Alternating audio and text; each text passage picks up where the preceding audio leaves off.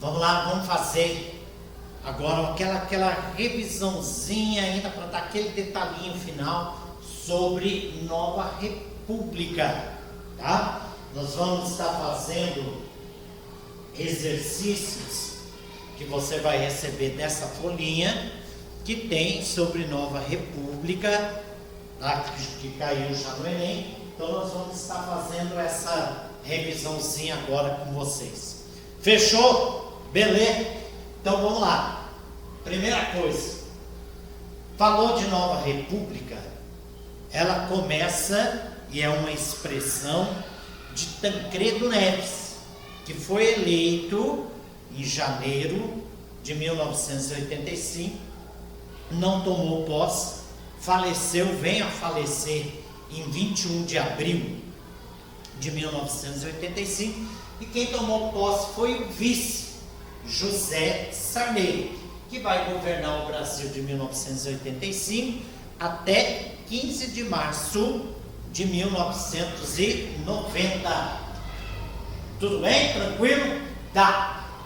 Qual era o principal ponto agora, central, da redemocratização? Em primeiro lugar, era o gargalo do Brasil, tá? Responder o quê? Tá? A inflação, o combate à inflação e o controle da dívida externa. Por quê? Porque o Brasil, principalmente no último governo militar, o governo de João Batista de Oliveira Figueiredo, sucessivamente recorria ao Fundo Monetário Internacional para fazer os empréstimos.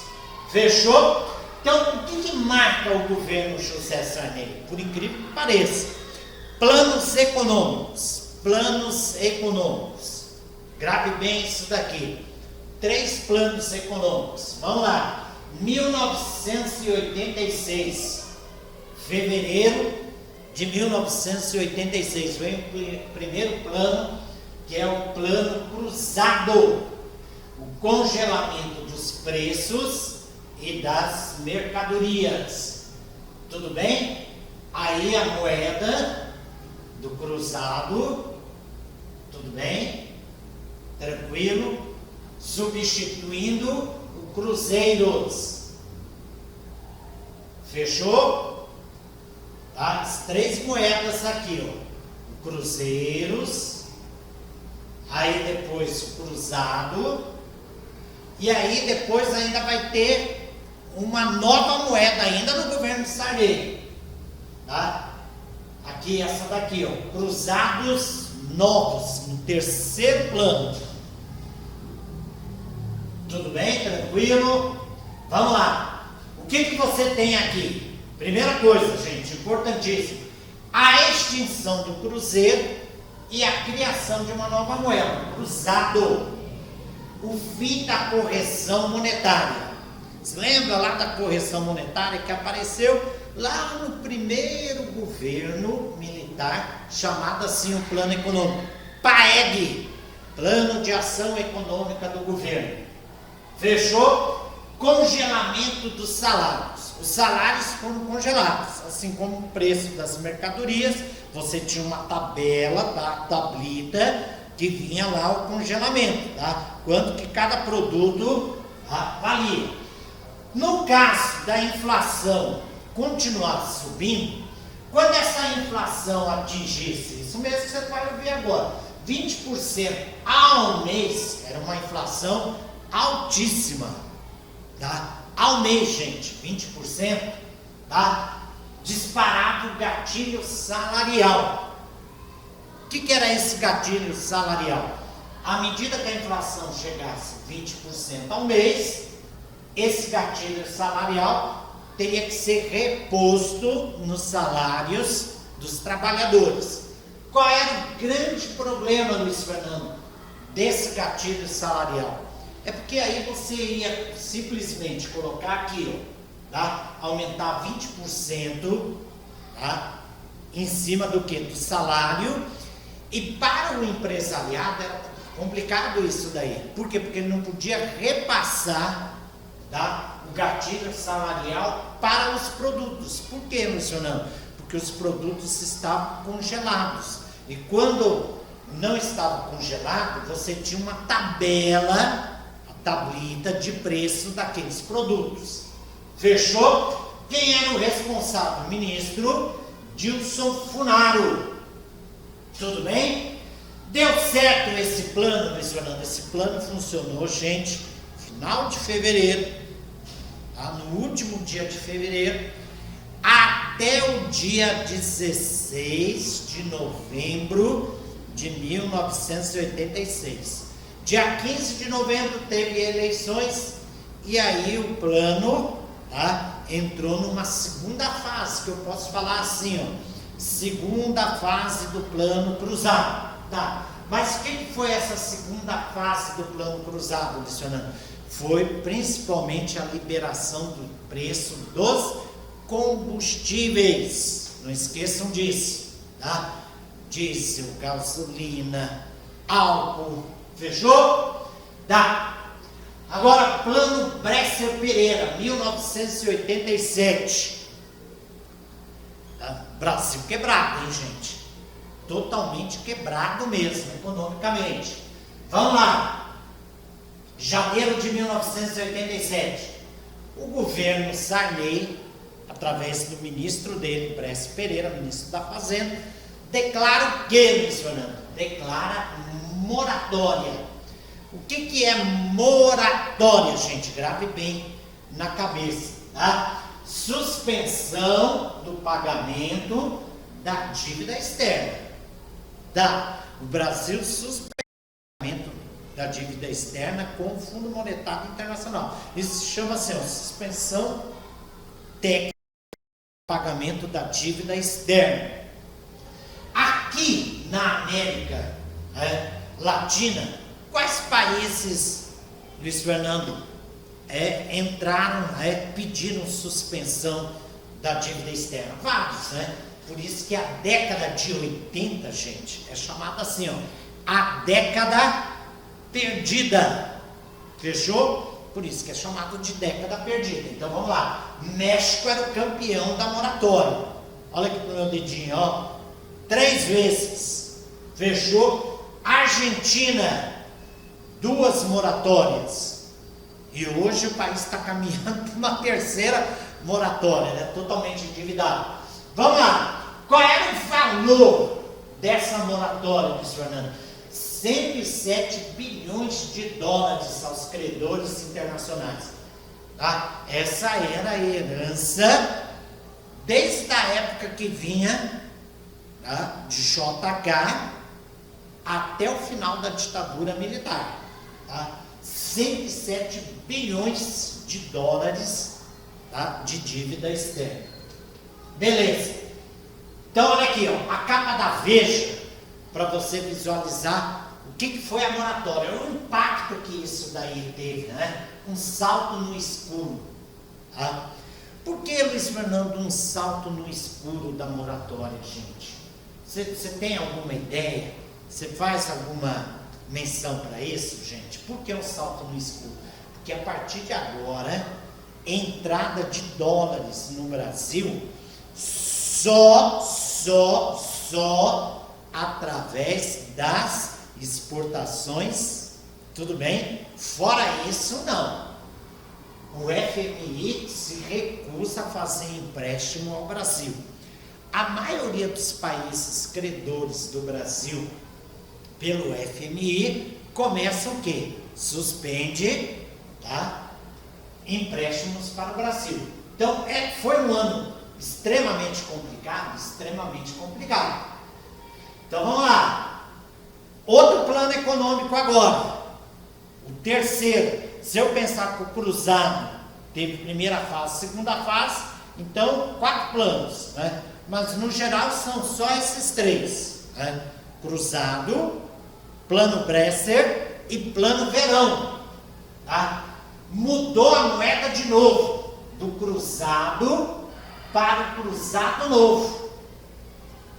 Por que, Luiz Fernando? Qual foi a intenção da mudança desse plano? A desvalorização monetária. Por que fazer uma desvalorização monetária? Fazer com que o produto exportado brasileiro, atenção agora, fique mais barato, para que haja maior compra de produtos brasileiros no mercado internacional, para poder entrar dólar no país. Se lembra? Isso daqui é uma reação à moratória de Brás Pereira, que foi um desastre econômico no Brasil, tá? Então vamos lá. A inflação acumulada, gente, tá? Do governo Sarney, vinha desde JK, não esqueçam disso, tá vindo, ela vai acumulando, até chegar na reta final do governo Sarney, era de 2.751,34% ao ano. O que passa isso pela tua cabeça? É uma hiperinflação. Fechou? Tudo bem? Agora, tem coisas boas no governo Sarney, tem que falar um pouquinho também, gente? Vamos lá. Constituição de 1988, a Constituição Cidadã. Principalmente, é um tema de Enem, hein, gente? Nós vamos fazer questãozinha sobre Constituição, direitos sociais, direitos, tá? Direitos políticos, direitos civis, direitos humanos, sempre isso daí, na prova de história ou na prova de sociologia, sempre cai uma questãozinha dessa, tá? Tudo bem? Tranquilinho? Então fique esperto nisso daí. O que tem de importante nessa Constituição, tá? Cidadã? A começar pela o quê? Pelo artigo 1º. O Brasil é uma república federativa marcada pela indissolubilidade entre quem? Entre os estados, municípios e o Distrito Federal. É um estado democrático de direito. O Brasil é um estado democrático de direito. O que tem de importante ainda dentro desses artigos? Os 5 pilares do Estado Democrático de Direito. Fechou? Não pode esquecer isso daí não, tá? A soberania popular, em primeiro lugar. Aí depois, tá? Importantíssimo, cidadania, por isso que é chamada de Constituição Cidadã, tá? Aí depois, em terceiro lugar, tá? Pluripartidarismo. Quarto lugar, importantíssimo também, tá? Que é a questão do quê? Da livre iniciativa, tá? De mercados livres. Tudo bem? Tranquilo? Vai gravando isso daí para você não esquecer. Fechou? E aí, o outro pilar, sem dúvida nenhuma, é o quê? Tá? É o fim do quê? O fim da possibilidade, tá? De qualquer tipo de instituição que usa de instrumentos, o quê, Luiz Fernando? De tortura, de violência e etc e tal. Fechou? Então, grave bem esses pontos. Vamos lá. 1989, eleição para presidente do Brasil. O Brasil que tinha tido a última eleição para presidente em 1960, que foi nada mais, nada menos do que, Luiz Fernando, tá? Que foi Jânio Quadros.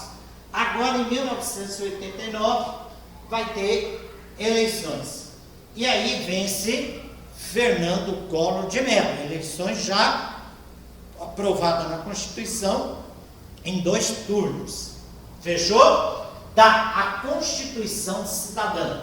Isso talvez é o grande feito do governo Sarney. Por que, Luiz Fernando? Porque o controle da economia não teve, falhou. Todos os planos econômicos parcialmente funcionaram, com exceção do plano Bresser, né, que foi um desastre total. Aí os planos praticamente chegaram a funcionar por um determinado período, mas não acabaram com a inflação, com o ciclo inflacionário. Então você tem a Constituição Cidadã como o quê? Como grande trunfo do governo Sarney. Aí o governo Fernando Collor de Mello, primeiro presidente eleito pós 21 anos de ditadura militar ou regime militar. Fechou 1990, toma posse em 15 de março de 1990. Fernando Afonso Collor de Mello, tá? E vai governar até o dia 29 de setembro de 1992, quando tem a abertura do processo de impeachment e ele é afastado pela Câmara dos Deputados. Aí o que ocorre, Fernando? Ocorre o julgamento no Senado, processo de impeachment. Vamos lá. Plano Brasil Novo, 1990. Tá? Quando, Luiz Fernando? No dia seguinte, dia 16 de março de 1990. Pegou todo mundo de surpresa aqui, né? Vamos lá. Bloqueou as contas e aplicações financeiras nos bancos. Não teve congelamento, nada disso. Foi bloqueio do quê? De contas correntes e ações. Confiscou cerca de 80% de dinheiro que circulava no país, incluindo das cadernetas de poupança. Qual era a ideia da ministra da Fazenda, Zélia Cardoso de Mello? A ideia era, se você retirar o dinheiro de circulação, poucas pessoas vão ter acesso ao consumo. Diminuindo o consumo, você tem o quê? Vai baixar o preço das mercadorias, além dele abrir o mercado brasileiro para as mercadorias do exterior, que aumentaria mais ainda a concorrência. Mas essa jogada dela tem um lado penoso. Qual é o lado que vai penalizar? A alta do desemprego, tá? Se você não vende, atenção, se você não vende, tá, o seu produto, o que você vai ficar fazendo com os trabalhadores? Tudo bem? Tranquilo? Então veja aí, o dinheiro sumiu. Cadê o dinheiro? Tá aqui. Eu gosto sempre de colocar essa capa da Veja, da Apple, ou então, por exemplo, né, da Isto É, tal, para você visualizar, tá? Collor toma posse, baixa um confisco geral e deixa o país em estado de choque. Tá? 50 mil cruzados, tá? Quem tinha isso daí em banco, não pensa que era 50 mil reais, não, 50 mil cruzados. Mudou a moeda de novo, gente, tá? Fechou? A moeda era cruzado novo, passa a ser novamente o quê? Cruzeiros. Tudo bem? Tranquilo? Outra coisa que Collor fez, começa uma extinção de empresas públicas. Não é privatização não, gente. É extinção, tá? Naquela empresa pública que foi extinta, os funcionários de carreira, concursado, eram alocados em outras empresas. Tudo bem? Tá. E o funcionário que não era concursado, Luiz Fernando, um abraço, estava desempregado, tá? E que momento para ficar desempregado? Aí vem o processo de impeachment do presidente. O que levou ao processo de impeachment? Os diversos escândalos envolvendo o Collor e a família Collor, tá? Fechou? Tá. Como que se deu o processo de impeachment? Quando o irmão de Collor, Pedro Collor, foi para uma revista chamada Isto É e deu uma declaração bombástica falando do quê? Do esquema, tá? Do dinheiro que foi confiscado e foi enviado para uma operação chamada assim, Operação Uruguai, tá? de lavagem de dinheiro, tá? Confiscou o dinheiro, esse dinheiro confiscado do povo brasileiro, grande parte desse dinheiro não ficou no Brasil, foram lavado no Uruguai, tá? E o irmão dele, que tinha brigado com ele, acabou o quê? Denunciando o próprio irmão. Então vamos lá. Na Câmara dos Deputados Federal, o que ocorre? Ocorre no dia 29 de setembro o processo de abertura do impeachment. Só quem abre o processo de impeachment é o quê? O presidente da Câmara dos Deputados Federais. Tudo bem? Tá. Aí esse presidente, tá, colocou em votação e a votação foram 441 votos a favor, 38 contra, tá? 38 votos contra o impeachment de Collor. E no Senado, no dia 29 de dezembro de 1992, tá? O Collor é o quê? O Collor é cassado, tá? Perdeu os direitos políticos por 8 anos. O que pode cair no teu Enem, tá? Nos teus vestibulares? O processo de impeachment, aqui um movimento que tomou conta nas ruas, chamado o quê? Primeiro foi um movimento fora Collor, tá? E aí depois se explodiu no país o movimento Caras Pintadas, tá? Então nós tivemos 2 movimentos fortíssimos para derrubar Fernando Collor de Mello. Beleza? Quem assume, Luiz Fernando? Quem assume é um cara chamado Itamar Franco, que era o vice-presidente de Collor. Ele vai assumir, tá? Em 1992, no mesmo dia que Collor sofre o processo de impeachment, tá? No Senado, ele é o quê? Ele é empossado como presidente do Brasil, agora não mais interino. Por quê, meu senhor? Porque ele já tinha assumido a presidência de forma interina, lá no processo de impeachment na Câmara dos Deputados. Tudo bem? Agora, a partir de 29 de dezembro de 1992, ele é o quê? Presidente agora do Brasil, não mais interino, empossado. E vai até 1º de janeiro, de 1995. 1º de janeiro de 1995, vem o sucessor dele na presidência. Então vamos lá. O que marcou o governo do Itamar Franco? Então vamos aqui. Primeira coisa. Primeiro ponto. É um governo de coalizão. Vários partidos políticos vão dar sustentação política a esse novo governo. Em abril de 1993, nós tivemos um plebiscito. O plebiscito é, vamos lá, forma de governo, república e monarquia. Tá? A república venceu fácil a monarquia. Sistema de governo, presidencialismo, parlamentarismo. O presidencialismo acabou vencendo o parlamentarismo.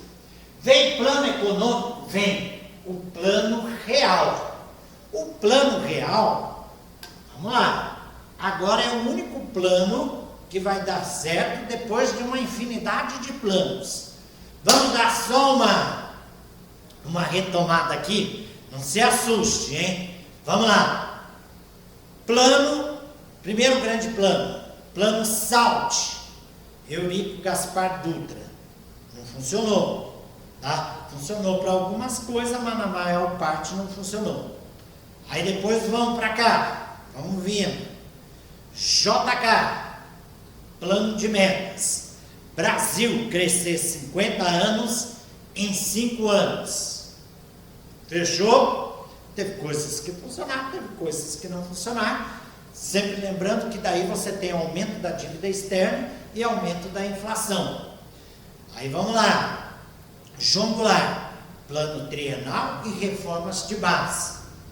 Aí os governos militares. Vamos lá. Atenção. PAEG, plano de ação econômica do governo. Fechou lá no primeiro governo do Castelo Branco. Aí depois, PND, Programa Nacional de Desenvolvimento 1 e 2. E aí com o milagre econômico lá no 1. Fechou? Milagre econômico, aí vem o PND 1. Fechou? E aí depois finalmente o PND 2. Tudo bem? Aí vamos lá, governo Sarney. 3 planos, plano cruzado, o plano Bresser e o plano Verão. Collor, plano Brasil Novo, tá? Confisco de poupanças, ativos, né, em conta corrente, tudinho. Não funcionou. Fechou? E finalmente com Itamar Franco vem o plano real. Tá? Houve mudança de moeda, mas agora com uma diferença. Né? O Brasil não dolarizou a economia. A Argentina acabou o quê? Dolarizando a economia. O Brasil não. Quem foi o mentor do plano real? Foi esse cara aqui, ó, chamado Edmar Baixa.